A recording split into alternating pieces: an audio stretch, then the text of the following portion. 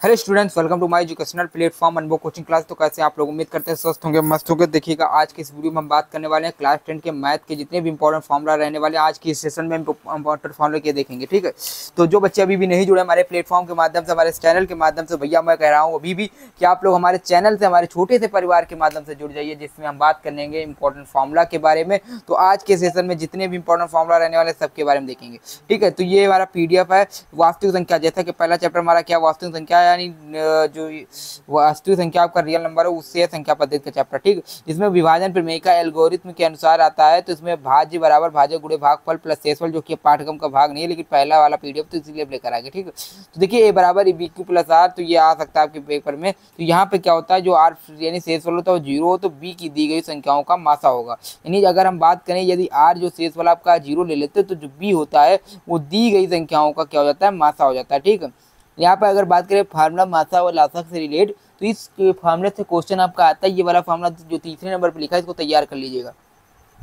दे रखा पहला बहुपद यानी पहला पद और दूसरा पद का गुणनफल, यानी दो संख्याओं का गुणनफल बराबर जो होता है वो लासा और मासा के गुणनफल के बराबर होता है। यदि पी अपान क्यू में क्यू के गुणनखंड में केवल 5 हो, अगर पी अपान क्यू हमारे पास दे रखा उसमें क्यू के गुणनखंड में केवल 5 हो और या 2 हो, तो दोनों हो तो पी अपान क्यू शांत दशमलव के रूप में होगा। जैसे हमारे पास 1/25, 1/15, 1/20, इसका गुणनखंड में क्या है, 5 और 2 है, इसमें 2 है, इसमें 2 और 5 है। तो ये सभी संख्याएं जी तो होंगी, ये शांत दशमलव होगा, क्या होगा, शांत दशमलव होगा, ठीक है। तो मैं उम्मीद करता हूँ इतना समझ में आएगा। उसके बाद हम चैप्टर नंबर 2 पे चलते हैं, जहाँ इंपॉर्टेंट फॉर्मूला, इंपॉर्टेंट कॉन्सेप्ट के बारे में बात करेंगे। तो यहाँ से क्या है, यहाँ अगर बात करते हैं तो यहाँ पे पहला दे रखा किसी बहुपद के शून्य वह संख्याएं होती हैं जिन्हें बहुपद में रखने पर बहुपद का मान शून्य हो जाता है। यानी किसी बहुपद जो के शून्य वह संख्याएं होती हैं जिन्हें बहुपद में अगर रख देते हैं तो रखने पर क्या होता है, उस बहुपद का मान क्या होता है, शून्य हो जाता है, यही होगा। उसके बाद हम बात करते हैं किसी बहुपद के शून्यक बहुपद के गुणनफल ज्ञात करते हैं। किसी अगर बहुपद के जो शून्यक है बहुपद के गुणनखंड ज्ञात करते हैं, ठीक है। उसमें बात करते हैं तीसरे नंबर पे हमारे पास रखा द्विघात बहुपद ax² plus bx plus c के जो शून्यक होंगे वो अल्फा तथा बीटा हो, तो उनका योगफल क्या होगा, alpha plus beta is equal to minus का b अपान a निकल के आता है। अगर बात करें गुणनफल के बारे में तो alpha into beta is equal to c upon निकल के आता है। ये फॉर्मूला तैयार कर लेना, यहाँ से क्वेश्चन बनेंगे, ठीक। उसके बाद बात करते हैं द्विघात बहुपद किसके लिए शून्यक जिसके लिए अल्फा तथा बीटा हो, तो बहुपद क्या होगा, तो बहुपद का फॉर्मूला निकालते हैं, तो x² माइनस शून्यकों का योगफल इंटू x प्लस शून्यकों का गुणनफल। यानी अब बात करते हैं दूसरे टाइप में, तो यहाँ पर लिखा है x² minus alpha plus beta यानी शून्यकों का गुणनफल योगफल into x plus alpha into beta, ठीक, गुणनफल। या फिर हम बात कर सकते हैं, या फिर और लिख सकते हैं x माइनस अल्फा या x माइनस बीटा, यहाँ से भी हम निकाल सकते हैं, ठीक है। यानी x माइनस अल्फा और x माइनस बीटा से हम क्या कर सकते हैं, इसका मान ज्ञात करा सकते हैं।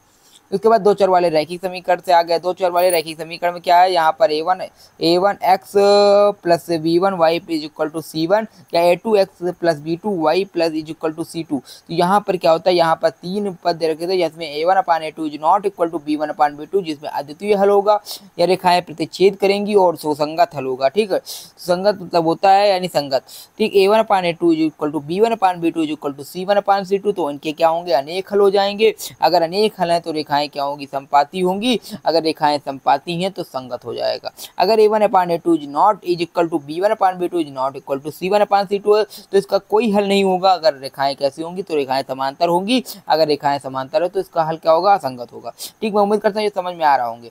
उसके बाद दो चर वाले रैखिक समीकरण को हल करने की 4 विधियां होती हैं, 4 विधियां हैं, लेकिन हम बात करेंगे हमारे सिलेबस में तो इसमें सिर्फ 2 ही विधि है। यानी ग्राफीय विधि नंबर 1, ग्राफीय विधि नंबर 2, विलोपन विधि नंबर 3, प्रतिस्थापन विधि, फिर नंबर 4 वज्रगुणनखंड की विधि। तो इसमें हम बात करें हमारे पाठ्यक्रम में, तो हमारे पाठ्यक्रम में सिर्फ 2 विधियां हैं, विलोपन विधि और प्रतिस्थापन विधि। जिसमें हम बात करते हैं तो ये हमारे सारे विधि दे रखे, इनको तैयार कर लीजिएगा। दोनों विधि आप लोग पढ़ चुके होंगे, अगर नहीं पढ़ा तो पढ़ा देंगे, ठीक, फिर से एक बार रिविजन करा देंगे। चैप्टर नंबर 4 आता है द्विघात समीकरण। इसमें क्या क्या है, तो द्विघात समीकरण ax² plus bx plus c is equal to 0 के लिए सीधाचार जी का फॉर्मूला लगता है x is equal to minus का b plus minus under root B square minus 4ac upon में 2a। यहाँ द्विघात समीकरण का उपयोग करके ज्ञात करते हैं। d जो है हमारा b स्क्वायर माइनस 4ac है। द्विघात समीकरण के मूलों यानी शून्यकों के जो लक्षण होते हैं, अगर यहाँ d जो है 0 से बड़ा आता है तो पूर्ण वर्ग 2 या मूल वास्तविक और परिमेय असमान होंगे, ठीक। अगर यदि 0 से क्या होता है बड़ा, तब पूर्ण वर्ग न हो तो मूल वास्तविक में अगर छोटा आता है, ठीक है। इसको यहाँ पे चेंज कर लीजिएगा, तो यहाँ पे काल्पनिक आ जाता है। अगर डी बराबर 0 है तो वास्तविक होता है। अगर डी जो है ये क्या होता है 0 से छोटा, तो मूल या काल्पनिक अधिकल्पित या वास्तविक नहीं होंगे, यानी काल्पनिक काल्पनिक आ जाता है। अगर माइनस में कोई आता है डी का मान b² - 4ac तो ये काल्पनिक मान निकलेगा।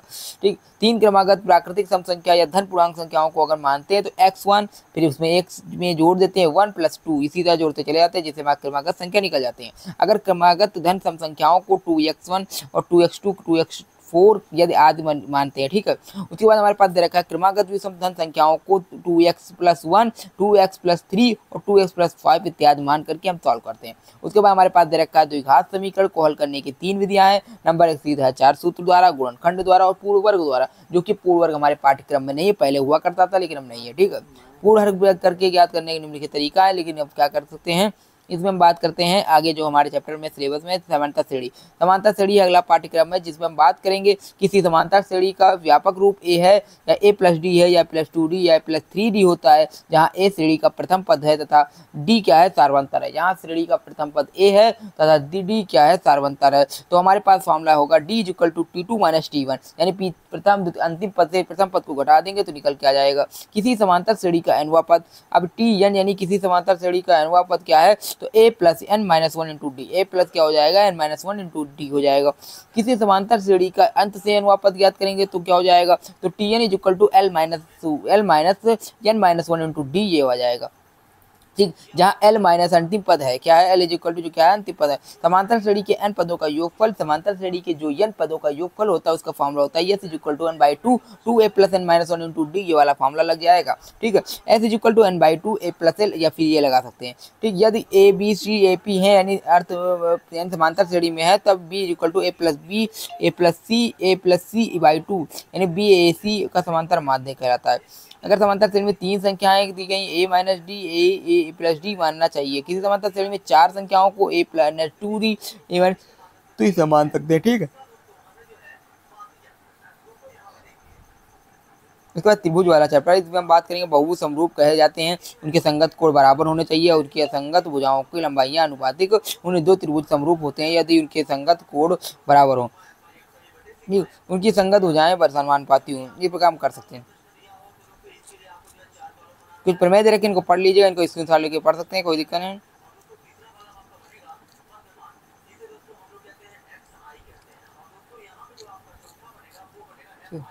तो बात करते हैं निर्देशांक ज्यामिति से। तो निर्देशांक ज्यामिति में आपके इंपॉर्टेंट क्वेश्चन, इंपॉर्टेंट जो फॉर्मूला रहने वाले इसमें बिंदु दे रखते होते हैं, यानी x1 y1 तथा x2 y2 के बीच की दूरी का फॉर्मूला आता है √x2 - x1 का whole square plus y2 - y1 का होल स्क्वायर। x अक्ष पर कोटि का जो मान होता है 0 होता है, y अक्ष पर जो भुज का मान होता है वो 0 होता है।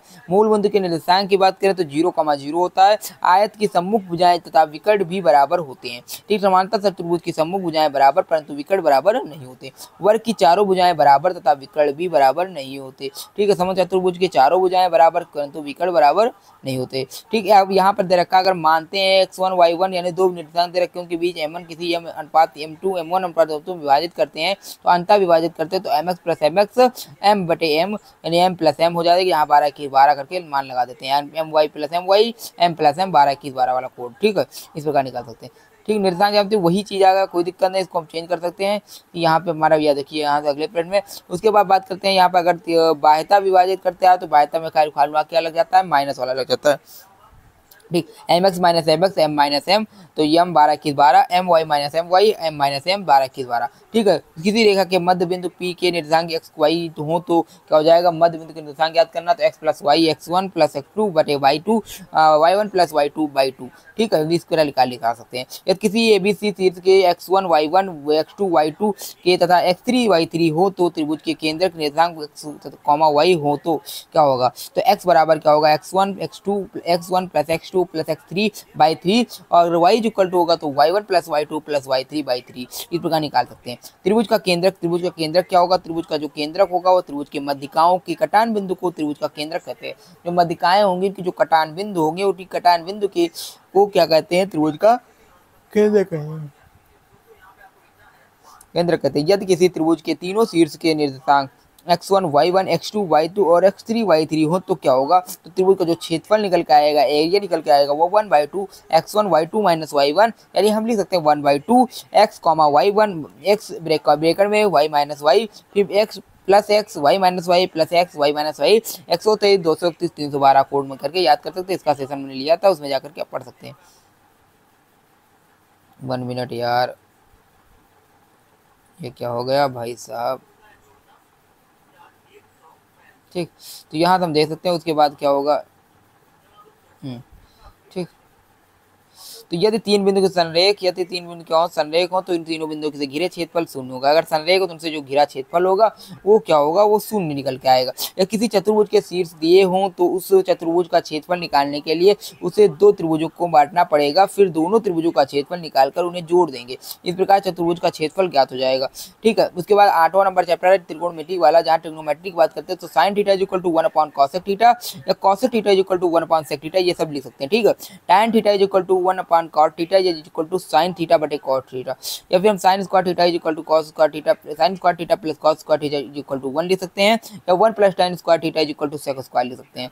ठीक है, 1 plus cot square theta is equal to cosec square theta लिख सकते हैं। इस प्रोग्राम सॉल्व कर सकते हैं। अब कुछ वैल्यू दे रखे हैं जिनमें ट्रिग्नोमेट्री अनुपात में दे रखे हैं, यानी आपका दे रखा है साइन ए तो 0 क्या होगा, 0 1/2 1/√2 √3/2 1, यानी 1 √3/2, इसको उधर से रिवर्स कर देंगे तो वही आ जाएगा 1 √2 1/√2 1/2 0। इसके बाद tan a का मान हो जाता है 1 1/√3 1√3 और परिभाषित। ठीक, अगर नोट में बात करते हैं cosec sec और तो cot a की जो वैल्यू होती है वो चार्ट में दिए गए मान को पलट कर निकालते हैं। ठीक, उसके बाद बात करते हैं 90 में थीटा जोड़ें घटाएं तो क्या होता है, निम्नलिखित मान परिवर्तित हो जाता है, जैसे इस प्रकार जाएगा साइन कॉस में, कोसाइन कॉट में और सेक कॉसेक में।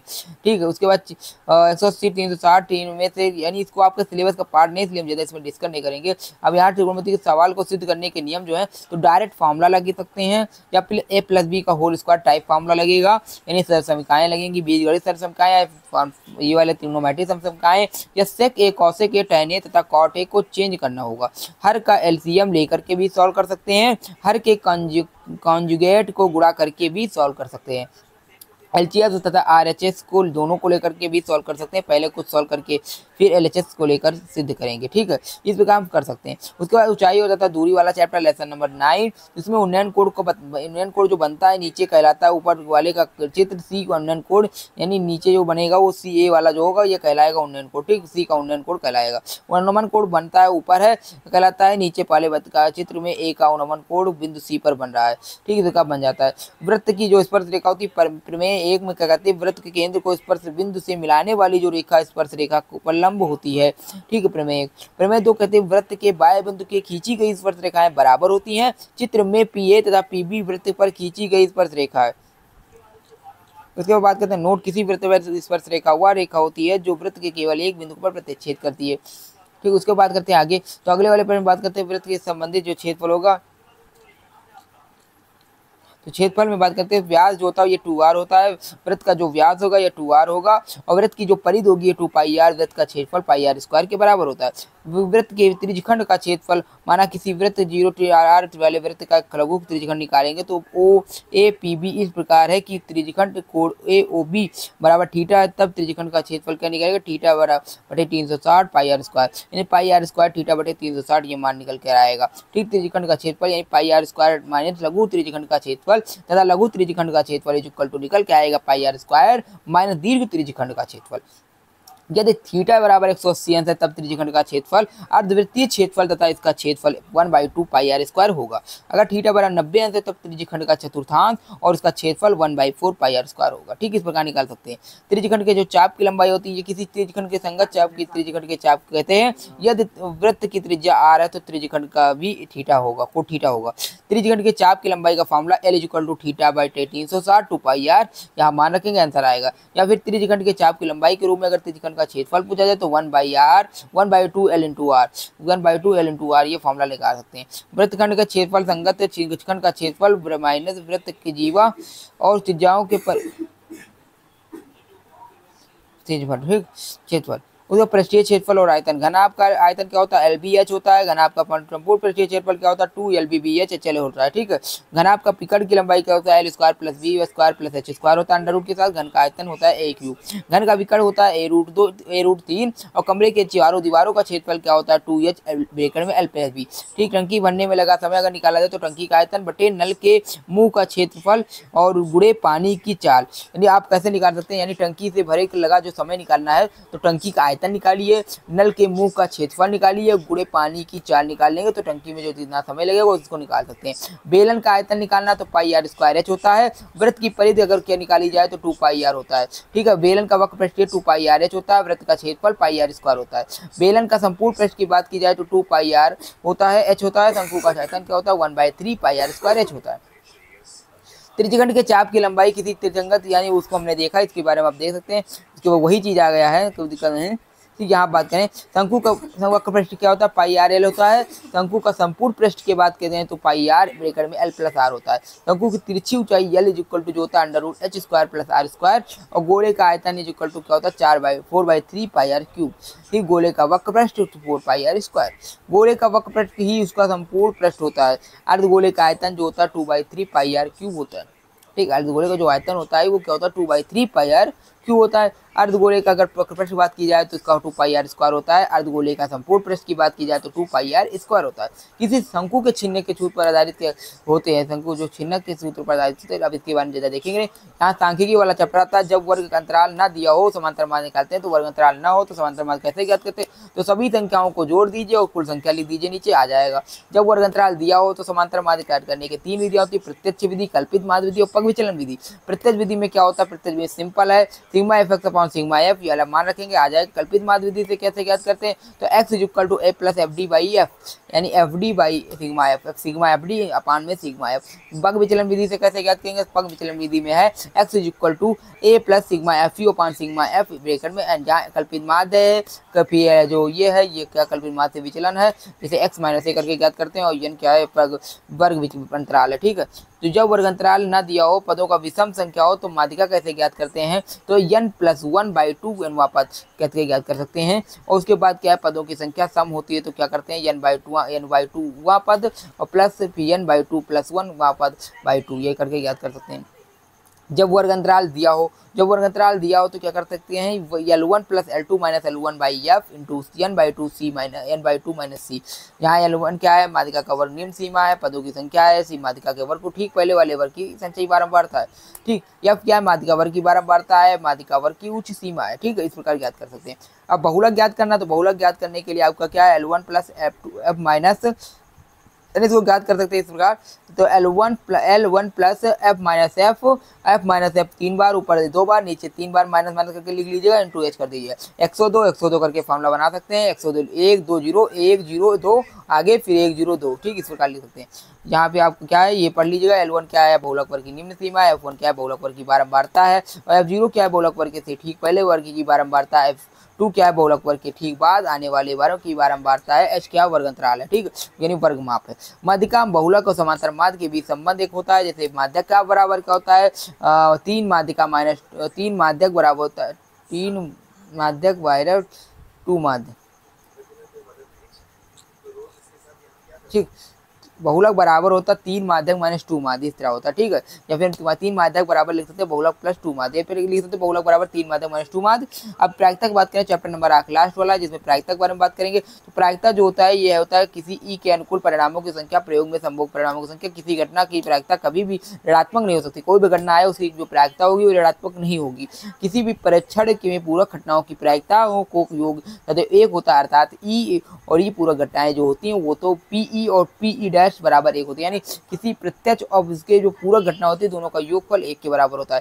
ताश पर आधारित अगर प्रश्न आता है तो ताश की गड्डी में टोटल 52 पत्ते होते हैं, जिसमें 26 पत्ते काले रंग के तथा अन्य 26 पत्ते लाल रंग के होते हैं। जहां लाल पत्तों को 13 पत्ते पान के होते हैं और 13 पत्ते क्या होते हैं, ईंट के होते हैं। भैया 13 पत्ते आपके ईंट के हो गए, 13 पत्ते लाल हो गए, ठीक होते हैं, और ज्यादा काले रंग के होते हैं। ठीक, लाल पत्तों में 13 पत्ते पान के और 13 पत्ते ईंट के हो गए। अब 26 पत्ते लाल रंग के, 26 पत्ते आपके काले रंग के 26 पत्ते में 13 पत्ते हुकुम के, 13 पत्ते चिड़ी के हो गए। ठीक है, टोटल आपके 52 50 के पत्ते 4 समूह में बढ़ जाते हैं। 4 समूह में 2 समूह पहले बढ़ जाते हैं, काले और लाल में। काले लाल में यानी काले रंग में आपके होते हैं हुकुम और चिड़ी। ठीक है, और लाल में होते हैं ईंट, और आपके लाल रंग में होते हैं ईंट और पान। ठीक है, हुकुम और चिड़ी आपके काले और ईंट और पान आपके लाल। ठीक है, अब इसमें बात करें 4 समूह पान, ईंट, हुकुम और चिड़ी होते हैं। प्रत्येक समूह में एक्का, बादशाह, बेगम, गुलाम और क्या होता है 9 13 13 पत्ते 9 10 9 8 7 6 5 4 3 2 1 यानी 10 पत्ते होते हैं। यानी एक इक्का होता है, एक बादशाह होता है। ठीक, एक इक्का, एक बादशाह, एक बेगम, एक गुलाम, 4 पत्ता ये हो गए। उसके बाद क्या होते हैं आपके 10 होता है, 9 होता है, 8 होते हैं, 7 6 5 4 3 2। ठीक है, यानी आपके 13 पत्ते में 9 पत्ते इसी प्रकार के होते हैं। ठीक है, इक्का एक, ठीक 10 9 पत्ते, यहाँ 10 नहीं होता। ठीक है, 9 पत्ते होते। ठीक है, तो 9 पत्ते आपके ऐसे होते हैं। उसके बाद बादशाह, बेगम, इक्का इस प्रकार के पत्ते होते हैं। ताश के पत्तों का अगर आरेख देखें तो कुल पत्ते आपके 52 हो गए, लाल 26 हो गए और 26 आपके काले हो गए। जैसे पान क्या होते हैं, पान आपके 13 हो गए, ईंट भी आपके 13, 13 चिड़ी, 13 हुकुम, 13 13 पत्ता में 4 बार में डिवाइड कर दिया। ठीक, पान और ईंट जो लाल रंग के होते हैं, चिड़ी हुकुम काले रंग के होते हैं। ठीक, आबाद संख्या हुआ संख्या होती है जो एक प्रकार स्वयं से विभाजित होती है। 3 2 3 5 7 ये प्रकार की क्या होगी आबाद संख्या हो गई। तो भैया मैं बात करूँ सारे चैप्टर के आपके फॉर्मूले, कॉन्सेप्ट और मेथड के बारे में बात किया, तो सभी चैप्टर आपके इंपॉर्टेंट रहने वाले बोर्ड की एग्जाम की दृष्टि से। तो आप अगर भी वीडियो को लास्ट तक नहीं जुड़े हैं तो जुड़ कर देख लीजिए। अगर लास्ट में देखें बीच में छोड़ कर आए रहे हैं तो कोई दिक्कत नहीं, जाके देखिए शुरू से वीडियो को। और इसी तरह के सेशन प्राप्त करने के लिए आप कमेंट कर सकते हैं और हमारे व्हाट्सएप नंबर 8318801196 पे आकर के कॉन्टैक्ट कर सकते हैं, जिसपे आपको सारी समस्याओं का समाधान कराया जाएगा। जिससे भी समस्या का आपका प्रॉब्लम है उसका आप समाधान प्राप्त कर सकते हैं हमारे व्हाट्सएप पर करके। ठीक है, तो बात की उम्मीद करता हूँ आपको वीडियो समझ में आया होगा, सारे फॉर्मूले आपको समझ में आएंगे। किसी छात्र को कोई भी दिक्कत है तो आप आज हमसे जुड़ सकते हैं, बता सकते हैं। कोई भी प्रॉब्लम आप कमेंट कर सकते हैं, कमेंट भी समाधान कराया जाएगा। ठीक है, तो फिर मिलते हैं अगले वीडियो के साथ, अगले सेशन के साथ। मैं उम्मीद करता हूँ आपको इसी तरह की वीडियो जानकारी प्राप्त रही हो। ठीक, मिलते हैं अगले वीडियो के साथ अगले सेशन के। जय हिंद।